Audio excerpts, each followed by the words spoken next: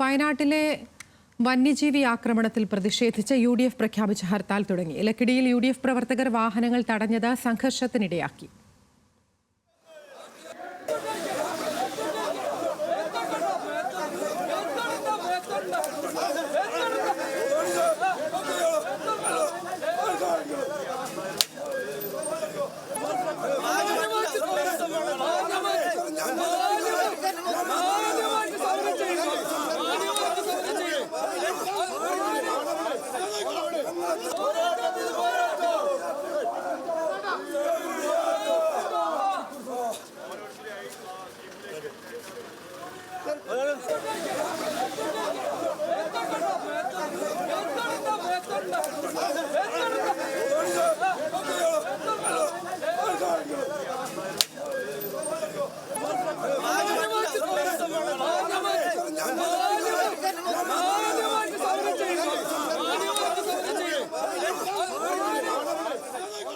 പ്രവർത്തകരെ പോലീസ് കസ്റ്റഡിയിലെടുത്തു നീക്കി. അവശ്യ സർവീസുകളെ ഹർത്താലിൽ നിന്ന് ഒഴിവാക്കിയിട്ടുണ്ട്. ആഷിഖ് റഹ്മാനുണ്ട് വിശദാംശങ്ങളുമായി.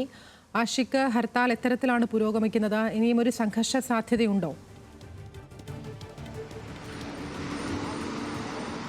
അതിര രാവിലെ 7 മണിയുടെ കൂടെയായിരുന്നു വയനാട് കോഴിക്കോട് പ്രധാനപ്പെട്ട ഒരു പാതയാണിത്, ദേശീയപാതയാണ്. അവിടെ ചുരം വയനാട്ടിലേക്കുള്ള ഒരു പ്രധാനപ്പെട്ട കവാടമാണ് ഈ ലക്കിടി എന്ന് പറയുന്നത്. അവിടെയാണ് ആദ്യഘട്ടത്തിൽ രാവിലെ 7 മണിയോട് കൂടി തന്നെ UDF പ്രവർത്തകർ എത്തി റോഡ് ഉപയോഗിക്കുന്ന ഒരു സാഹചര്യം ഉണ്ടായത്.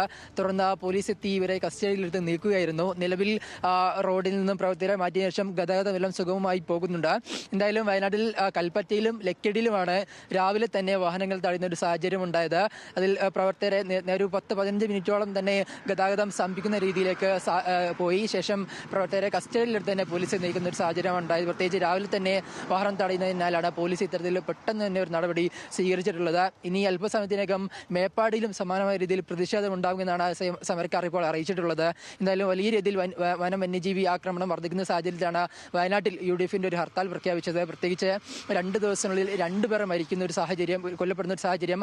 ആ ഘട്ടത്തിലാണ് ഈ ഒരു ഹർത്താലിലേക്ക് UDF നീങ്ങിയെന്നാണ് നേതാക്കളടക്കം അറിയിക്കുന്നത്. ഈ അവശ്യ സർവീസുകളെല്ലാം ഒഴിവാക്കിയിട്ടുണ്ട്. ആശുപത്രി, മറ്റ് അവശ്യ സർവീസുകൾ ഒഴിവാക്കിയിട്ടുണ്ട്. ഇവിടെ പ്രധാനമായും നടക്കുന്ന തിരുനാളും ഉത്സവങ്ങൾക്കുമെല്ലാം ഇത്തരത്തിൽ ഈ ഹർത്താലിൽ നിന്ന് ഒഴിവ് നൽകിയിട്ടുണ്ട്. എന്തായാലും നിലവിൽ വാഹനങ്ങളെല്ലാം സുഗമമായി പോകുന്നുണ്ടെങ്കിൽ പോലും വീണ്ടും ഹർത്താൽ അനുകൂലി വാഹനം തടയുമെന്നാണ് അറിയിച്ചിട്ടുള്ളത്. കൽപ്പറ്റയിലും അല്പസമയം മുമ്പ് സമാനമായ രീതിയിൽ തന്നെ വാഹനങ്ങൾ തടയുന്ന ഒരു സാഹചര്യം ഉണ്ടായിരുന്നു. മേപ്പാടിയിലും പ്രതിഷേധങ്ങൾ വരാൻ പോകുകയാണ്. എന്തായാലും വയനാട്ടിൽ തുടർന്നുള്ള മണിക്കൂറുകളിൽ ഒരു പ്രതിഷേധത്തിന്റെ കൂടി ഭാഗമായിരിക്കും ഈ വന്യജീവി ആക്രമണവുമായി ബന്ധപ്പെട്ട സംസ്ഥാന സർക്കാർ കൃത്യമായി നടപടിയെടുക്കുന്നില്ല എന്നാണ് പ്രധാനമായും ഈ സമരക്കാരും ആരോപിക്കുന്നത്. ആതിര, വയനാട്ടിലെ വന്യജീവി ആക്രമണത്തിൽ പ്രതിഷേധിച്ചാണ് ഇത്തരത്തിൽ ഇന്ന് ഹർത്താൽ നടക്കുന്നത്. രാവിലെ 7 മണി മുതലാണ് ഹർത്താൽ ആരംഭിച്ചത്. വിശദാംശങ്ങൾ നൽകുകയായിരുന്നു ആഷിഖ് റഹ്മാൻ.